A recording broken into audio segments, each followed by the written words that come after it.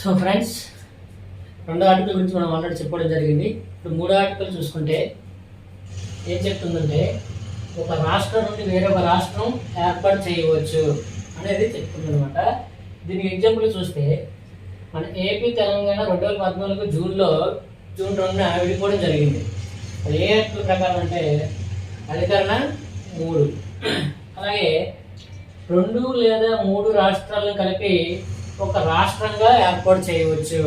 అంటే ఏమైనా 2 రాష్ట్రాలు కానీ లేదా 3 రాష్ట్రాలు కానీ కలిపి ఒక రాష్ట్రంగా మనం ఏర్పాటు చేసుకోవచ్చు అని చెప్పేది అధికరణ 3 అండి. దీనికి ఎగ్జాంపుల్గా ఇంతకు పూర్వం ఆంధ్ర రాష్ట్రము ప్లస్ హైదరాబాద్ కలిసి ఒక ఉమ్మడి రాష్ట్రంగా ఏర్పడింది. దీని నుంచి మనం ఎప్పుడైతే మద్రాసు నుంచి విడిపోయామో అప్పుడు ఆంధ్ర రాష్ట్రం ప్లస్ హైదరాబాద్ ఒక రాష్ట్రంగా ఏర్పడింది అనమాట. ఎప్పుడంటే 1956 నవంబర్ 1వ తేదీన. సో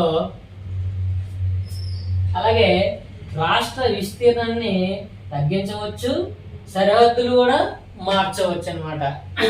అలాగే రాష్ట్రాల పేర్లను కూడా మార్చవచ్చు ప్రకారం 3 ప్రకారం.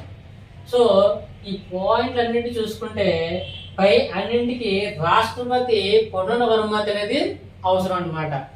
సో ఇవేం చేయాలన్నా రాష్ట్రపతి యొక్క పూర్వ అనుమతి అవసరం. సో ఆయన అనుమతి తీసుకున్న తర్వాతే ఇవేమైనా చేయడానికి అవకాశం ఉంటుంది. ఓకేనా? Thank you. సో ప్రతి ఒక్కరు ఈ వీడియోని మీ ఫ్రెండ్స్కి అందరికీ షేర్ చేయండి, అలాగే లైక్ చేయండి. సో సబ్స్క్రైబ్ చేయడం మాత్రం మర్చిపోకండి. ఓకేనా? Thank you.